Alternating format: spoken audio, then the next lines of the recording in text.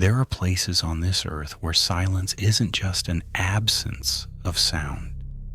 It is a weight, a physical pressure that presses against the eardrums and settles deep in the chest. We like to believe that we've mapped every corner of our world, that there are no mysteries left, only data we haven't processed yet. But every once in a while, something happens that reminds us how small we really are. On the morning of November 14th, 1968, a routine radio check from a remote geological survey station in the Alaskan wilderness failed to materialize. At first, it was dismissed as atmospheric interference, a blown fuse, a downed antenna. But as the hours stretched into days and the static remained unbroken, a relief team was dispatched to investigate. What they found inside that station has fueled decades of speculation, redacted reports, and sleepless nights for the few who actually stepped through those doors. There were no bodies. There was no struggle. There was simply nothing. Just a pot of coffee that had boiled dry on the stove, a logbook with entries that defied logic, and 3 men who had vanished into the thin, freezing air. This is the story of Station 4. This is the mystery of the Silent Keepers. To understand what happened, we first have to understand the isolation. Station 4 wasn't a military base, at least not officially. It was a seismic monitoring outpost, perched on a jagged ridge of the Brooks Range, hundreds of miles from the nearest settlement. It was established in the mid-50s, allegedly to monitor tectonic plate shifts, though declassified documents later suggested its sensors were tuned to frequencies often associated with underground nuclear testing. The job was simple, but mentally grueling. Shifts lasted 3 months. 3 men locked in a concrete and steel box surrounded by blinding white tundra. The men selected for these rotations were screened for psychological stability. They were the Silent Keepers, stoic, professional, unshakable. For the winter rotation of 1968, the crew consisted of Commander Thomas Halloway, a veteran of the Korean War, Elias Thorne, a technical specialist, and a young mechanic named David Miller. By all accounts, they were a model crew.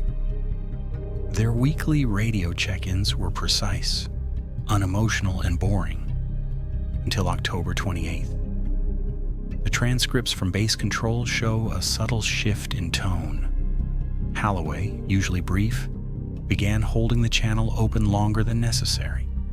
He reported equipment malfunctions that the engineers back home couldn't explain. Sensors were picking up a vibration, a low-frequency tremor that wasn't registering on the Richter scale, but was constant enough to rattle the teeth in their heads. On November 1st, Thorne, the specialist, asked a question that confused the operator at base camp. He didn't ask about supplies or weather. He asked, "Is anyone else broadcasting on the emergency frequency? We're hearing singing." Base command confirmed the channel was clear. They told Thorne it was likely wind shear vibrating the guy wires outside. Thorne didn't reply. He just cut the feed. When the relief helicopter finally cut through the blizzard and landed on the helipad 2 weeks later, the pilot, a man named Jensen, immediately noted that something was wrong. The generator was running. The chimney was smoking. The lights were on. From the outside, Station 4 looked perfectly operational. Jensen and his co-pilot, Miller, no relation to the missing mechanic, entered the facility with their sidearms drawn, expecting to find a bear break-in or perhaps a carbon monoxide leak. Instead, they found the main common room, perfectly organized. A game of solitaire was laid out on the table midway through. A cigarette had burned itself out in the ashtray, leaving a long, undisturbed cylinder of ash. In the kitchen, 3 plates of stew sat cold and untouched. It was as if time had simply stopped. They searched the bunk rooms. The beds were made. Personal effects, wallets, wedding rings, watches were sitting on the nightstands. This detail is crucial. If the men had fled a fire or an intruder, they wouldn't have taken the time to remove their watches. And if they had been taken by force, the room would show signs of chaos. There was no blood, no bullet holes, no claw marks.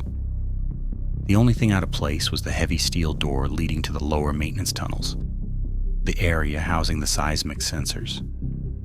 It was welded shut, not locked. Welded. Fresh scorch marks from an acetylene torch marred the frame. Someone had sealed that door from the inside of the living quarters, desperate to keep something or someone down in the darkness. The official Air Force inquiry, closed in 1969, concluded that the men suffered a collective psychological breakdown known as cabin fever, leading to a wandering event where they succumbed to hypothermia. The welding of the door was attributed to a paranoid delusion, but that explanation ignores the logbook found in Holloway's desk. The final entries, written in a hand that becomes increasingly erratic, describe the tremor not as a geological event, but as a biological one. Entry, November 7th. It's not under the ground, it's in the walls. The sound is mimicking us. I heard David talking in the kitchen, but David is asleep in his bunk. I went to check. The voice stopped as soon as I entered the room. Entry, November 10th. Elias tried to disable the sensors. He says the machines are attracting it. We can't sleep. The dreams are identical. We all dream of the door downstairs opening, but there's no tunnel behind it, just a white sky. The final entry, dated November 12th, simply reads, "The noise has stopped. They are knocking." The relief team, Jensen and Miller, testified later that they heard nothing while securing the site. But years later, in a taped interview shortly before his death, Jensen admitted to leaving something out of his report. He claimed that while they were standing in that silent, freezing common room, he felt a sudden, intense pressure in his ears, like descending rapidly in an airplane. And for a split second, the radio, which had been turned off, crackled to life. He didn't hear static. He heard a voice, calm and monotone, reciting the station's coordinates over and over again. Jensen recognized the voice. It was Commander Holloway. But the cadence was wrong. It was too fast, too rhythmic, without breaths between the numbers. Jensen turned the radio on, hoping to respond, but the sound vanished instantly. The bodies of the 3 men were never found. The search grid covered 50 square miles of tundra. Ground-penetrating radar used in a 1990 follow-up search revealed no anomalies in the soil or the ice. Station 4 was decommissioned a year after the incident. The concrete structure still stands today, a gray tombstone on the edge of the world, stripped of its electronics and left to the elements.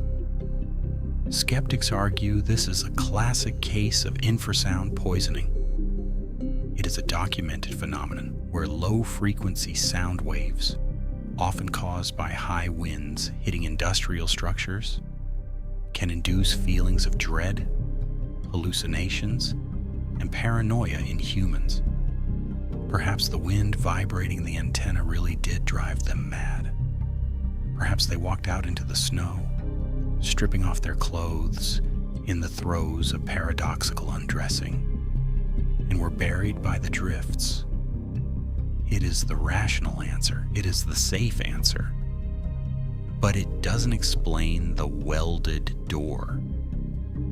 It doesn't explain why 3 disciplined men would leave their wedding rings on the nightstand before walking to their deaths. And it doesn't explain why, to this day, private pilots flying over that specific sector of the Brooks Range report intermittent radio interference on the old emergency bands. They don't hear distress calls. They don't hear screams.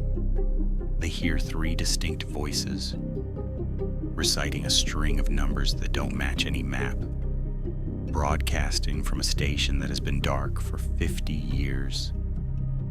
We assume that when people vanish, they have gone somewhere else, that they have left. But what if they didn't go anywhere? What if the reason we can't find the silent keepers is because they're still there, just slightly out of phase? If you ever find yourself alone in the deep quiet of the wild and you hear a hum that you feel in your teeth before you hear it with your ears, do not investigate. Do not try to find the source, because sometimes the silence isn't empty.